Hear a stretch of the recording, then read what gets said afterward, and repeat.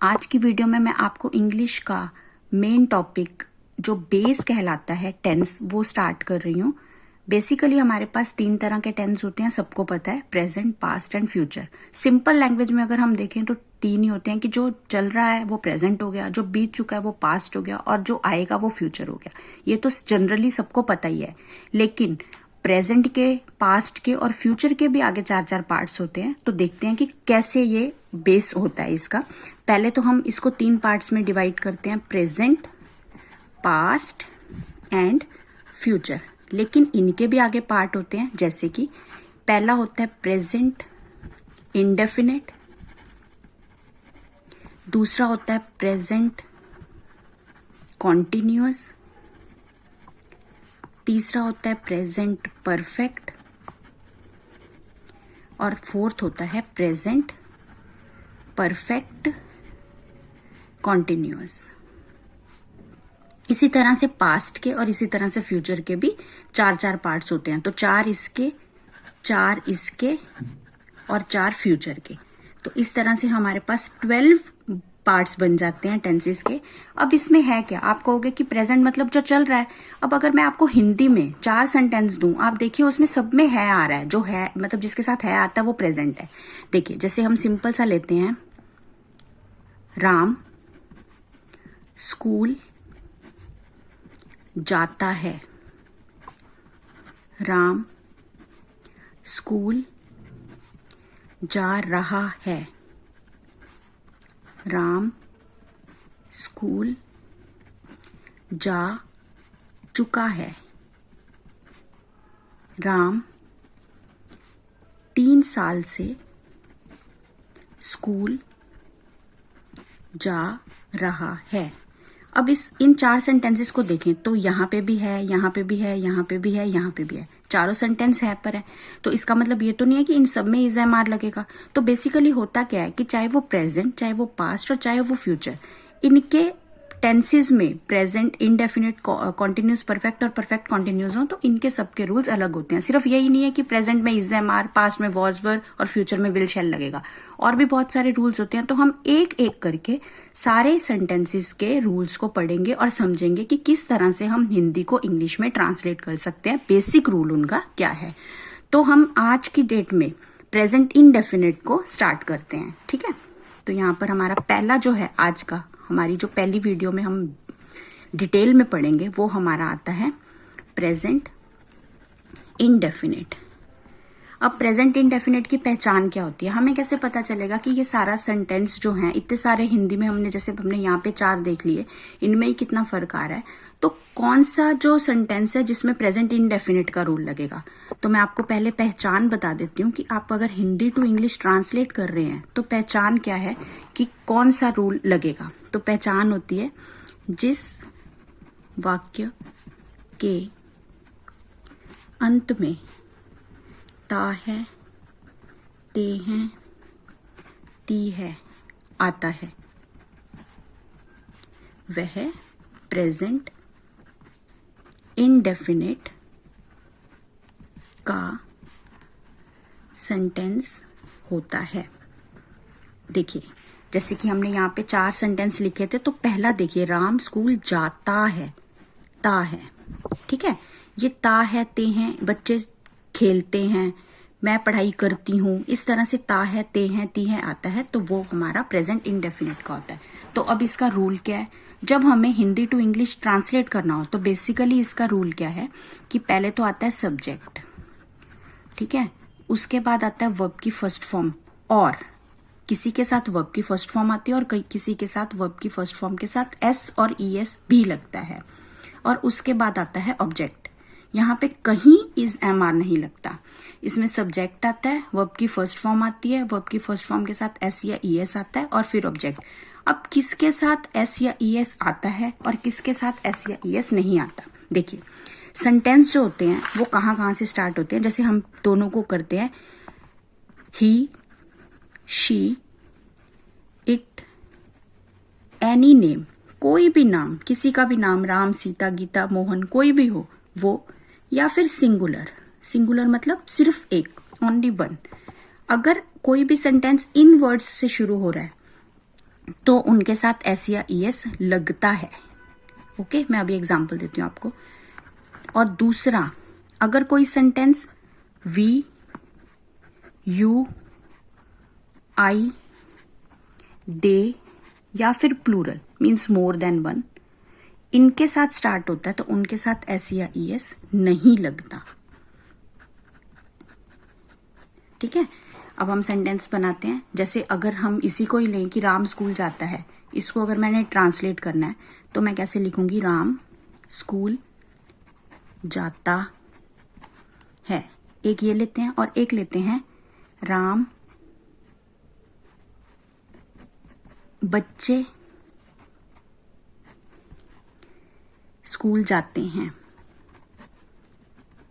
दोनों में फर्क देखिए, इसमें सिंगुलर राम कोई नाम है तो हम इसको जब ट्रांसलेट करेंगे तो कैसे लिखेंगे, राम का ऐसे ही आ जाएगा राम। गो की इंग्लिश होती है जाना, तो राम गो। अब अगर सिंगुलर है तो उसके साथ एस या एस लगता है, तो राम गोज टू स्कूल, इसके साथ एस या एस लगेगा। वेरएज बच्चे मीन्स चिल्ड्रन, मोर देन वन हो गया, प्लूरल हो गया, तो चिल्ड्रन गोज नहीं लिखेंगे, वहां पे लिख देंगे go to school. Ram goes to school whereas children go to school. तो ये दोनों में डिफरेंस आ गया। तो हमारा जो बेसिक रूल यहाँ पर हमने प्रेजेंट इंडेफिनिट में जब कन्वर्जन करनी है तो सब्जेक्ट वर्ब की फर्स्ट फॉर्म या फिर वर्ब की फर्स्ट फॉर्म के साथ एस या ईएस और उसके साथ ऑब्जेक्ट।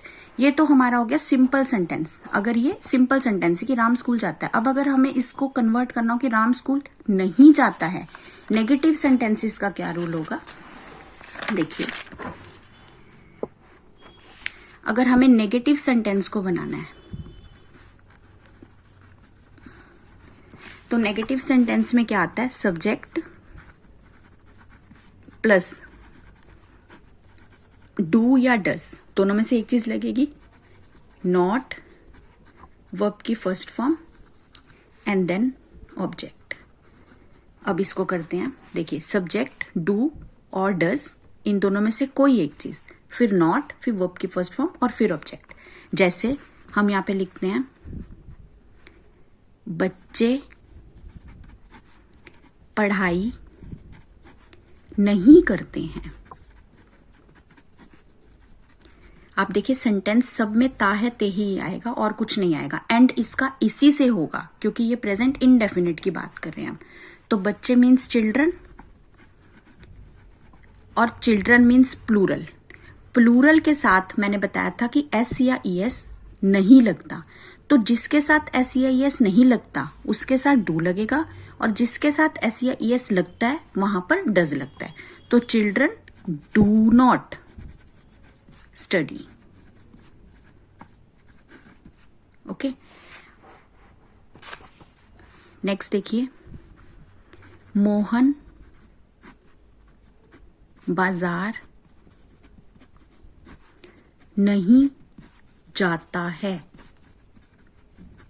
अब इसमें भी ता है आ गया, ठीक है, मोहन। अब इसको अगर मैं कन्वर्ट करूं तो मोहन, अब सिंगुलर है, नाम है किसी का मोहन, तो इसके साथ क्या आएगा, डज नॉट। अब यहां पर एस या एस यहां लग गया है, तो जब गो लिखेंगे तो यहां पर Mohan does not goes to school नहीं आएगा क्योंकि ये एस या ईएस डू के साथ लग चुका है, तो इसलिए यहां पर हमेशा वर्ब की फर्स्ट फॉर्म आएगी, ना एस लगेगा ना ईएस लगेगा। तो Mohan does not go to school. तो बेसिकली डू किसके साथ लगता है, जिसके साथ एस या ईएस नहीं लगता, जो पिछले हमने रूल देखा है, और डज उनके साथ लगता है जिनके साथ एस या ईएस लगता है। और जब एस और ईएस लग जाता है तो वर्ब की सिर्फ फर्स्ट फॉर्म आती है, वर्ब की फर्स्ट फॉर्म के साथ एस या ईएस कभी नहीं लगता। नेक्स्ट हमारा आता है क्वेश्चन मार्क वाला।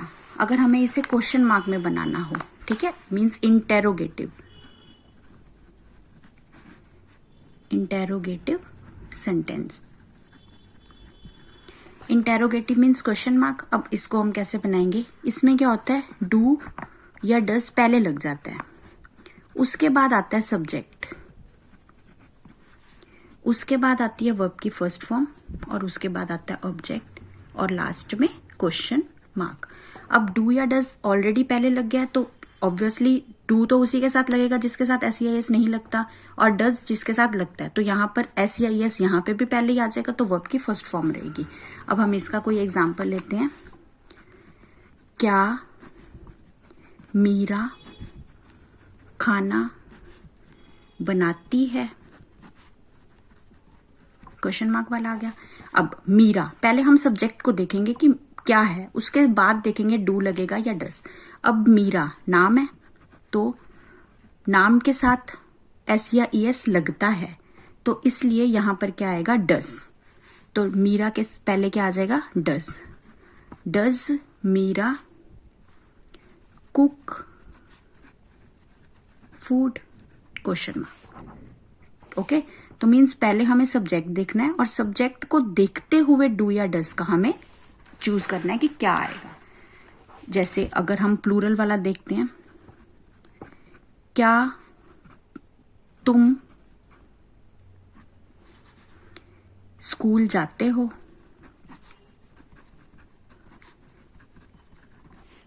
तो तुम का मतलब यू के साथ एस या एस नहीं लगता, और अगर एस या एस नहीं लगता तो क्या लगेगा, डू। तो हम क्या करेंगे, do you go to school? ये हमारा क्वेश्चन मार्क आ जाएगा। ओके, लास्ट सेंटेंस हमारा आता है नेगेटिव प्लस इंटेरोगेटिव। अगर कोई सेंटेंस नेगेटिव भी हो और प्लस इंटेरोगेटिव भी हो तो क्या होता है। फॉर एग्जाम्पल, इसका जो रूल है पहले तो हम देखते हैं। रूल में क्या आएगा, पहले आएगा डू और डज, दोनों में से कोई एक, उसके बाद सब्जेक्ट, उसके बाद नॉट, उसके बाद वर्ब की फर्स्ट फॉर्म, देन ऑब्जेक्ट, और लास्ट क्वेश्चन मार्क। ओके, अब जैसे हम यहां पे लिखते हैं, क्या मोहन किताब नहीं पढ़ता है? क्या मोहन किताब नहीं पढ़ता है? इसमें क्वेश्चन मार्क भी है और नेगेटिव भी है। तो इसमें क्या है, पहले तो हम सब्जेक्ट देखेंगे मोहन, तो मोहन नाम है तो इसलिए इसके साथ डज लगेगा, तो आगे क्या आ जाएगा, डज। Does Mohan not